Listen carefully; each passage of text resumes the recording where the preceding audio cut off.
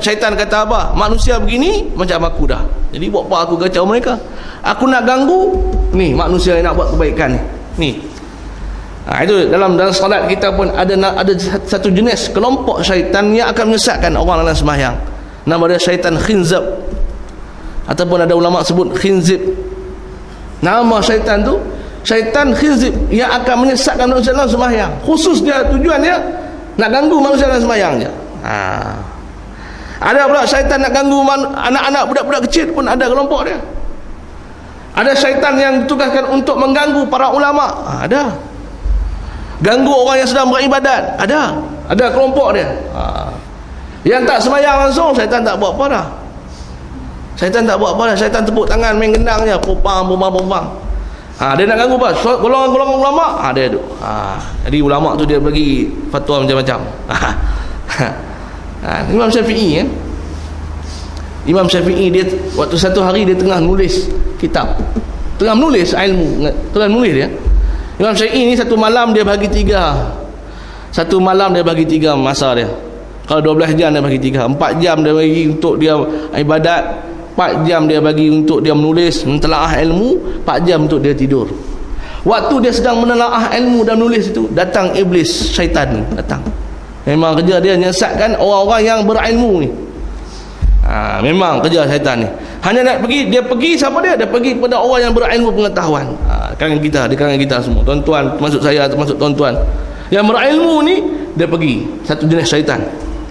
Lalu dia jumpa Nabi, dia jumpa Imam Syafi'i. Dia kata, wahai Imam Syafi'i, engkau ni orang yang berilmu. Dia mengaku, aku ni syaitan ni. Imam Syafi'i ni wali, dia nampak lah. Tapi kadang-kadang syaitan ni dia menyerupai manusia. Dia duduk dalam kelompok manusia. Dia hasut manusia untuk buat benda jahat. Dia menyerupai manusia yang menghasut manusia lain untuk buat benda jahat. Contohnya kita tengah demo-demo, ada orang dia buat provoke. Itu syaitan saja nak bagi kita kena ya. Kadang itu kena berhati-hati. Kan? Iyalah, sejarah dia berlaku dah. Pada zaman Nabi Muhammad sallallahu alaihi wasallam, apabila Nabi nak berhijrah ke Madinah. Apabila Nabi nak berhijrah ke Madinah, kelompok-kelompok pemimpin-pemimpin Arab bermesyuarat untuk nak buat apa kat Muhammad ni kan. Di Darun Nadwah, pemimpin-pemimpin Arab berkumpul.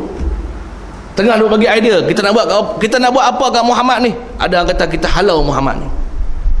Ada pandangan kata kita rasuah Muhammad ni dengan duit yang banyak.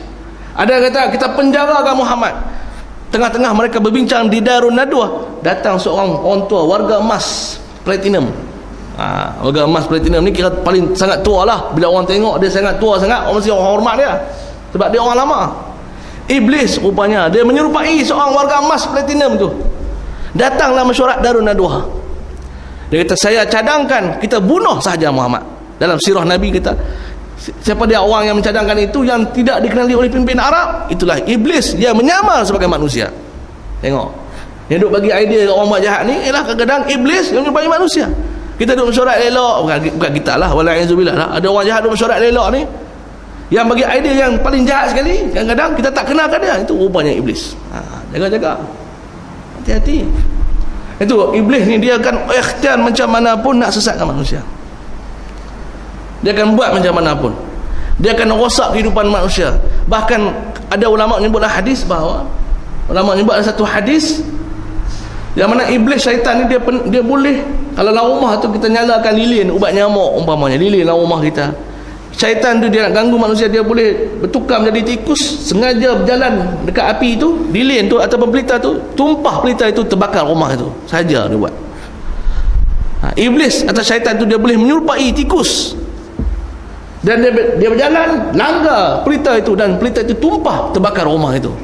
Kadang sampai tahap tu dia ganggu manusia, physically, batini, zahiri dan batini. Dia ganggu manusia di sudut batin, dia ganggu manusia di sudut fizikal pun, zahir pun. Jadi Imam Syafi'i ni satu hari dia tengah menulis, datang seorang hamba Allah, manusia, bentuk manusia, rupanya dia syaitan. Datang kata, wahai Imam Syafi'i, engkau ni orang yang berilmu, aku nak test kamu satu soalan, kalau kamu boleh jawab. Imam Syafi'i kata, tanyalah, silakan tanya. Lalu Iblis tanya, wahai Imam Syafi'i, apa pandangan kamu kalau Allah Ta'ala ciptakan aku dengan kehendak Allah Ta'ala, kemudian Allah suruh aku buat dengan kehendak dia, kemudian dengan kehendaknya juga aku masuk ke syurga ataupun aku masuk ke neraka? Imam Syafi'i pun diam sekejap, fikir jawapan. Lepas itu Imam Syafi'i kata, jawapan dia begini, wahai kawanku, dia kata, wahai fulan, dia kata, kalau Allah Ta'ala cipta kamu dengan kehendak kamu sendiri, kemudian Allah suruh taat kepada dia, kemudian dengan kehendak Allah Ta'ala kamu masuk syurga neraka, memang Allah Ta'ala zalim. Sebab dengan kehendak kamu sendiri. Tapi Allah Ta'ala ciptakan kamu bukan dengan kehendak kamu, tapi dengan kehendak dia. Jadi kamu kena taat kepada dia. Jadi dengan kehendak dia lah layaklah nak masukkan, melayakkan kamu ke syurga ataupun apa. Sebab kamu dilahirkan di atas muka bumi ni bukan dengan kehendak kamu sendiri, kehendak Allah. Jadi kita kena taat kepada Allah. Iblis tu kata apa? Syaitan tu, Iblis tu kata, wahai imam, dia kata, bagus jawapan kamu ni, tepat sekali, dia kata. Engkau tahu tak berapa orang dah ahli ibadat, orang alim yang aku tanya soalan ni sama tapi tak boleh jawab, akhirnya sesat belaka. 70 orang dah, dia kata, sesat belaka orang alim. 70 orang dah silap jawab, akhirnya sesat jawapan. Dia ganggu orang alim ni. Itu orang alim ni kena memang, bila dia rujuk soalan ni memang kena kuat lah. Jangan jawab lebih kurang je. Memang betul. Itu paling baik kita mengelak lah. Sebut wallahu alam tu paling baik sebenarnya. Kalau kita tak mampu berjawab, tak kira lah siapa pun, orang yang ditanya ke, kita sendiri ke, kalau tanya tak boleh jawab, kita sebut wallahu alam, itu lebih baik. Wallahu alam tu tandanya kita berilmu.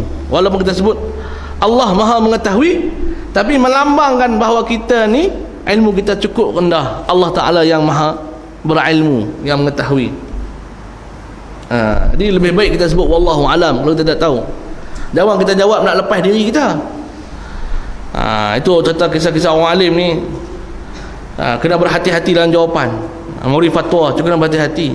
Para mufti kita, para qadi kita kena berhati-hati sungguh. Ada satu peristiwa, seorang sultan, raja, satu hari pada bulan Ramadan. Dalam bulan Ramadan, dia ni, raja ni, dia berjimak di siang hari. Dia berjimak di siang hari dalam bulan Ramadan. Hukum dia dalam Al-Quran kata fatahriru raqabah, kena bebaskan hamba. Kalau tak mampu, siyamun syahraini mutatabi'ain, puasa 2 bulan berturut-turut. Lalu raja ni datang jumpa qadi dia, negara dia, orang alim negara dia, tanya, wahai Tunggu, saya ni tersilap langkah berjimak di siang hari bulan Ramadan. Lalu Tok Guru kata, aku fatwakan kepada kamu kena puasa 2 bulan berturut-turut. Lalu raja tu kata, bukankah Allah kata merdekakan hamba dulu, baru tak mampu, baru puasa 2 bulan? Kan dalam Quran kata. Bukankah Allah Ta'ala sebut dalam Quran merdekakan hamba dahulu, kalau tak mampu baru puasa 2 bulan?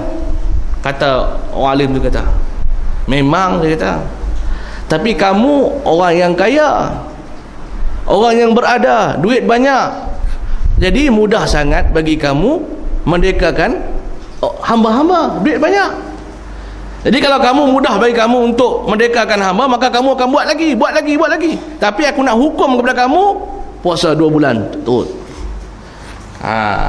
Sebab kalau aku sebut kepada kamu merdekakan orang hamba, maka mudah bagi kamu, esok kamu buat lagi. Sebab mampu untuk merdekakan hamba, duit banyak kan, duit banyak. Ini buat silap, merdeka, selesai masalah. Esok buat silap lagi, bayar, merdeka hamba, selesai lah, sebab duit banyak. Tapi